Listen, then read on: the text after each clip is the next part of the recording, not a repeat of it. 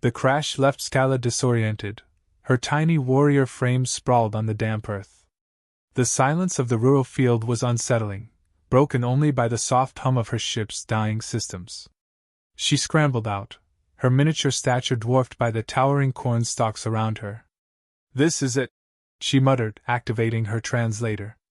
"The planet of monsters." The sound of footsteps froze her in place. She peeked through the stalks and spotted the human, a towering figure dressed in overalls, casually munching on a sandwich. Her heart raced. He seemed harmless enough, until he pulled a knife to slice his sandwich. Scala gasped.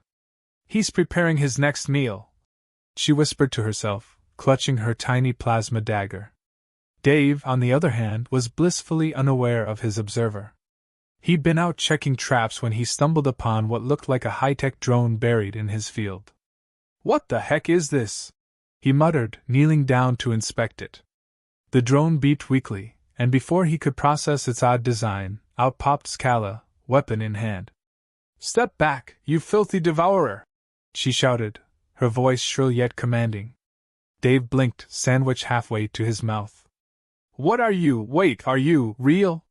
His confusion only deepened as she pointed the plasma dagger at him, her tiny hands trembling.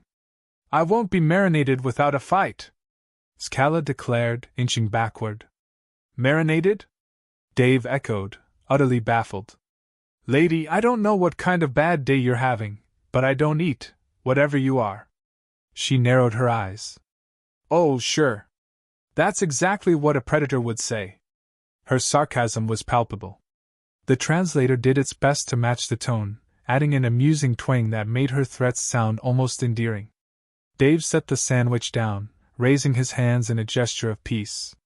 "Look, I'm just a guy. I don't even like exotic foods, okay? Can we talk about this?"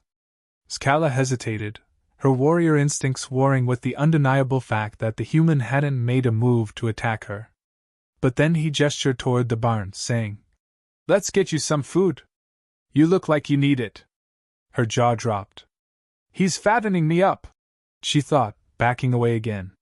The human sighed, clearly frustrated. "Look, I'm not trying to hurt you, all right? Just follow me, or don't. I'm going inside." He turned and walked away, leaving Scala stunned. "Is this some kind of psychological tactic?" she murmured, trailing him cautiously. Inside the barn, Dave rummaged through a mini-fridge and pulled out some leftovers. Scala stayed near the door, weapon ready. "What is that?" she demanded as he held up a container. "Chili," he replied nonchalantly. "You eat, or do you photosynthesize or something?" Her translator sputtered at the word chili, offering her a definition that included a potentially spicy human dish. She raised an eyebrow. "You expect me to ingest your alien toxins?" Dave chuckled, shaking his head. "Lady, it's just beans, meat, and spices. Not exactly poison." "Meat," she hissed, her grip tightening on the plasma dagger. "So you do consume flesh?" Dave groaned. "Yeah, from cows. Not tiny, whatever you Aries." Scala's eyes darted to a nearby poster of a barbecue festival pinned to the wall. It depicted a sizzling steak, and she paled. "You admit it! Flesh eater!" He followed her gaze and sighed. "Okay, I see the misunderstanding now. Look, we're not as barbaric as you think." "That's exactly what a barbarian would say," she retorted. Despite her suspicion, hunger eventually won. She cautiously accepted a small portion of chili, sniffing it before taking a hesitant bite. Her eyes widened as the flavors hit her. This isn't terrible." Dave smirked. "Welcome to Earth cuisine." Her suspicious glare returned. "You're trying to lull me into a false sense of security." Dave threw up his hands.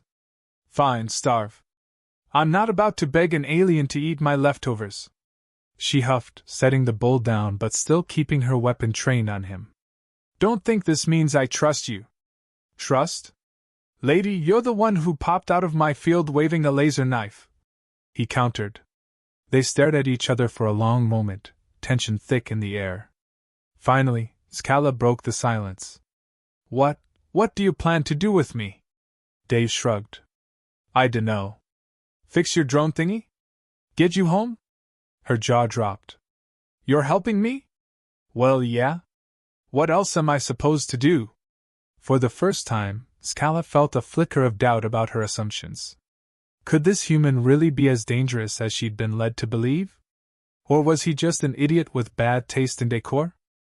Scala paced nervously, her mind racing with escape plans. The human's barn was cluttered with strange tools and objects she couldn't identify, but none of them screamed imminent threat. Still, her instincts told her to stay alert. As she calculated her next move, a strange hum filled the air, followed by a series of loud thuds. Her heart sank. They had found her. Dave looked up from his workbench, holding what appeared to be a modified leaf blower. What now? He muttered, heading toward the door. Scala darted in front of him, plasma dagger drawn. Stay back! They're here for me. Who's they? Dave asked, raising an eyebrow. Before she could answer, the door burst open, revealing two hulking figures clad in mismatched armor. Their weapons hummed menacingly as they stepped inside. Scala, one of them growled, his voice like gravel. You've made this harder than it needed to be. Dave blinked. Wow. You weren't kidding about the space bounty hunters. The taller of the two aliens glared at him. And who's this sack of meat?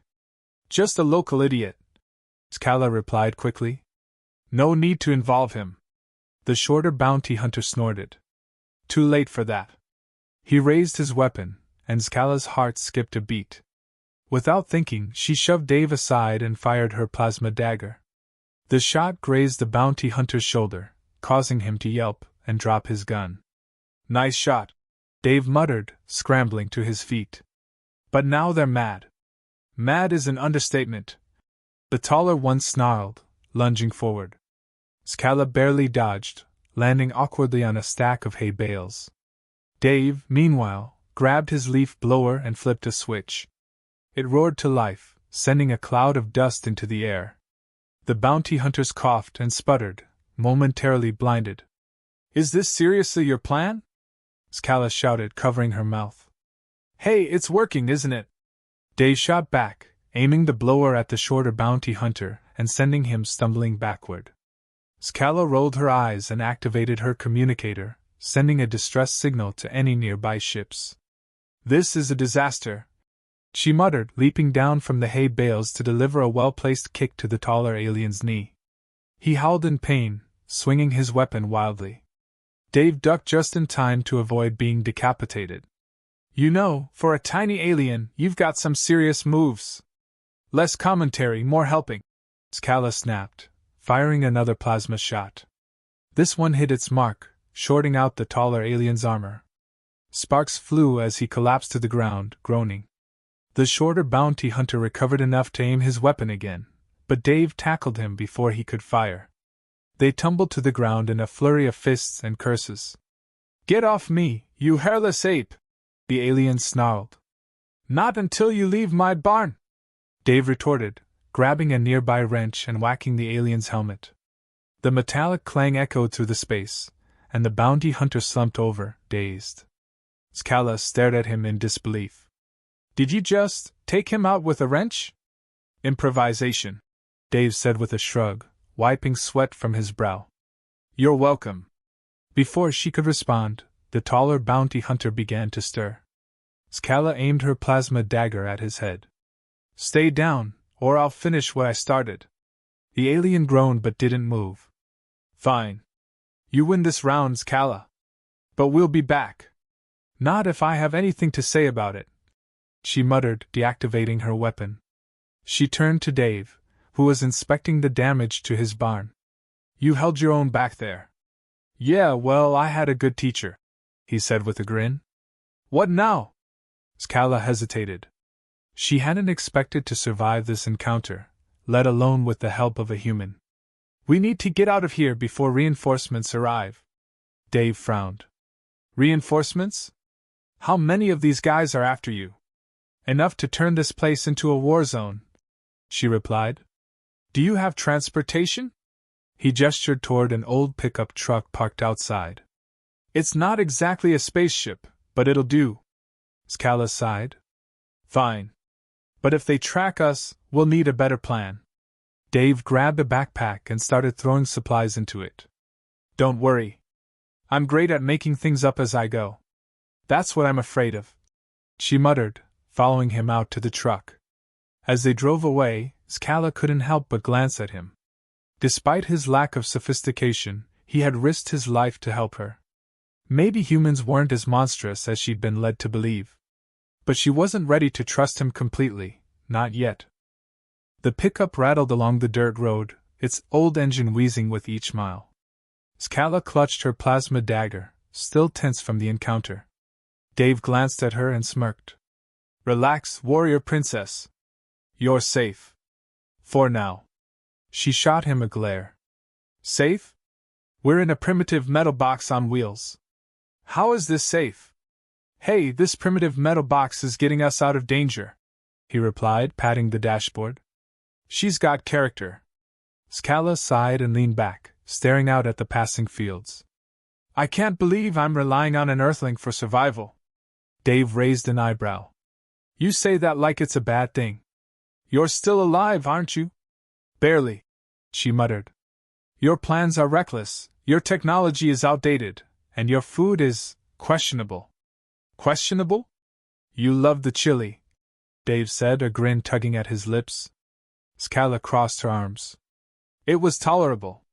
But that doesn't mean I trust you. Dave shrugged. Suit yourself. But for the record, I'm not the one who crash-landed on an alien planet without a backup plan. Her cheeks flushed a faint shade of green. I had a plan. It just didn't account for unforeseen complications. Like getting hunted by space mercenaries and needing a human to save your tiny butt. I didn't need saving, she snapped. I had the situation under control. Dave chuckled. Sure you did. That's why you were hiding behind a hay bale. Scala huffed and turned away, muttering something in her native tongue that the translator didn't bother with. Dave's grin widened. You're kind of fun when you're mad. She glared at him again. And you're infuriating when you're smug. Part of my charm, he said, winking. So, where are we headed? Scala hesitated. There's a rendezvous point about 50 miles from here. If we can get there, I can contact my people. 50 miles, huh? Dave said, eyeing the fuel gauge. We might make it. Assuming this rust bucket doesn't give out. She groaned. How do you survive with such unreliable technology? Adaptability, he replied. You'd be surprised what humans can handle. Scala studied him for a moment, her suspicion softening just a bit. Your kind is different than I expected. Let me guess.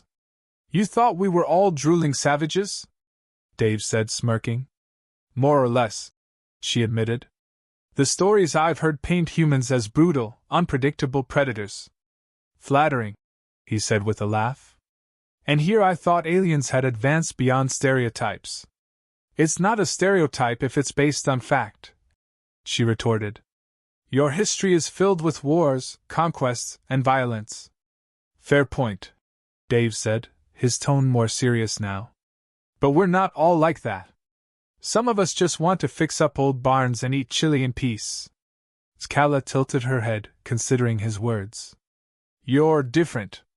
Thanks, I think, he said, glancing at her. So, what's your story? How'd you end up in this mess? She hesitated, unsure how much to reveal. I was on a mission. Classified. Dave said. Let me guess, you pissed off the wrong people, and now they want you dead. Her silence confirmed his theory. Well, you've got guts, he said. I'll give you that. She frowned. Why are you helping me? Dave shrugged. Because you needed it. And honestly, it's not every day a tiny alien warrior drops into my life. Keeps things interesting. Scala's lips twitched, almost forming a smile. Interesting is one word for it.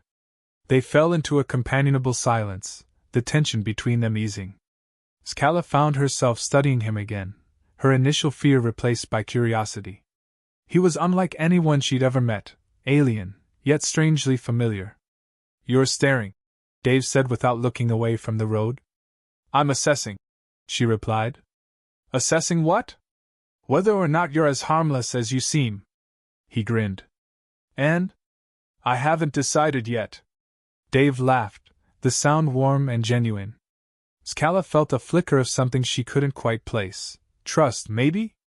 Or just relief that, for the first time in days, she wasn't alone. As the truck rattled on, Dave turned on the radio, filling the cab with static-laced country music. Scala winced. "What is that noise?" "It's called music," he said. "You don't have that where you're from?" "Not like this," she muttered, her antennae twitching. "It sounds like someone's dying." "Hey, this is a classic," he said, turning it up. "Give it a chance." She groaned and slumped back in her seat, muttering something about primitive Earth culture. Dave just grinned, tapping the steering wheel in time with the beat. For the first time since her crash, Scala felt a sliver of normalcy, however bizarre and earthly it might be. The rendezvous point turned out to be an abandoned quarry, its jagged cliffs and scattered debris providing plenty of cover. Dave pulled the truck to a stop, surveying the area. "Well, this looks cozy," he said, cutting the engine. Scala was already on high alert, her plasma dagger in hand. "Stay here," she ordered, hopping out of the truck. "I'll secure the area." "Yeah, because splitting up always works," Dave muttered, climbing out after her. "You're welcome for the ride, by the way." She ignored him, scanning the perimeter with her handheld scanner. "The signal should be stronger here. My ship's emergency beacon can reach orbit from this spot." "Great," Dave said, leaning against the truck. "So, what happens after you call your people? They beam you up, and I go back to fixing fences?" Scala paused, lowering the scanner. She hadn't thought that far ahead. "You'll be safe. That's all that matters." He smirked. "How noble of you." Before she could respond, a low hum filled the air, growing louder with each passing second. Her eyes widened. "They've found us." Dave straightened, looking around. "You mean the bounty hunters? Already?" A sleek, black ship descended into the quarry, its engines kicking up a cloud of dust. Scala cursed under her breath. "They must have intercepted my signal." "Perfect," Dave said, grabbing a wrench from the truck's toolbox. "Because this day wasn't chaotic enough." The ship's hatch opened, and the two bounty hunters emerged, looking worse for wear but no less determined. The taller one sneered. "You thought you could escape us, Scala?" "Escape implies I was running." She shot back, activating her plasma dagger. "This is more of a tactical relocation." The shorter hunter snarled, raising his weapon. "You won't be so cocky when we drag you back in chains." Dave stepped forward, hefting the wrench. "Okay, first of all, rude. Second, she's not going anywhere with you." Both hunters turned to him, their expressions a mix of confusion and disdain. The taller one laughed. "And what's this? Her pet?" "Sidekick," Dave corrected. "And you're about to regret underestimating me." Scala rolled her eyes. "Do you ever stop talking?" "Not when I'm having fun," he said, flashing her a grin. The bounty hunters moved to attack, and chaos erupted. Scala darted forward, her small frame a blur of motion as she engaged the shorter hunter. Her plasma dagger clashed against his blade, sparks flying with each strike. Meanwhile, Dave faced off with the taller one, using his wrench to block and counterattack with surprising agility. "You're pretty good for a farmer," Scala called over her shoulder. "Thanks," Dave replied, ducking under a swing. "Turns out wrestling raccoons has its perks." The fight was intense, the air filled with the sounds of clashing weapons and shouted insults. Scala's movements were precise and calculated, her warrior training evident in every strike. Dave, on the other hand, relied on improvisation and sheer stubbornness, using everything from the truck's side mirror to a handful of gravel to keep his opponent off balance. At one point, Scala disarmed the shorter hunter, kicking his weapon across the quarry. "You should have stayed on your ship," she said, delivering a final blow that left him unconscious. "Nice work," Dave called, narrowly dodging a punch. "Could use a little help here." Scala turned to see the taller hunter pinning Dave against the truck, his blade dangerously close to the human's throat. Without hesitation, she hurled her plasma dagger, the weapon striking true and disabling the hunter's armor. He collapsed to the ground, groaning in pain. Dave gasped for breath, rubbing his neck. "Okay, I take back everything I said about you being tiny." "You're welcome," she said, retrieving her dagger. "Now let's finish this." The hunter's ship was still active, its engines idling ominously. Scala accessed the ship's control panel, her fingers flying over the alien interface. "I can disable their navigation systems. That'll buy us some time." Dave nodded, keeping an eye on the unconscious hunters. "What about your people? Can they still pick you up?" "The signal's already sent," she replied. "They'll be here soon." As she worked, Dave couldn't help but admire her determination. She was fierce, resourceful, and, dare he admit it, kind of amazing.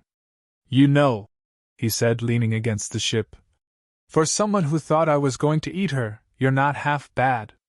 She glanced at him, a hint of a smile tugging at her lips. "And for a primitive earthling, you're surprisingly tolerable."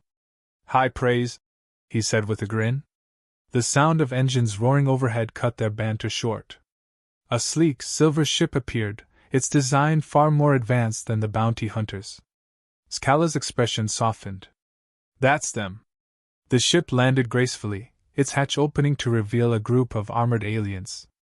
One of them stepped forward, his gaze sharp and commanding. "Scala, are you injured?" "I'm fine," she replied. "Thanks to him." She nodded toward Dave, who gave an awkward wave. The alien leader studied Dave for a moment before nodding. "You have our gratitude, human." "Don't mention it," Dave said, his tone casual. "Seriously, though." "Don't." Scala turned to him, her expression unreadable. "You could have walked away. Why didn't you?" He shrugged. "Guess I'm not the type to leave someone in trouble." She hesitated, then stepped closer. "You're an unusual human, Dave." "I'll take that as a compliment," he said, holding out his hand.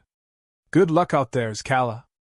Instead of shaking his hand, she clasped his wrist in a warrior's gesture of respect. "You too." As she boarded the ship, Dave watched her go, a strange mix of pride and sadness filling him. The hatch closed, and the ship ascended, disappearing into the sky. He stood there for a moment, the quarry silent once more. Then he chuckled to himself. "Well, that was the weirdest day of my life." With that, he climbed back into his truck and drove off, already wondering how he was going to explain the wrecked barn to his insurance company.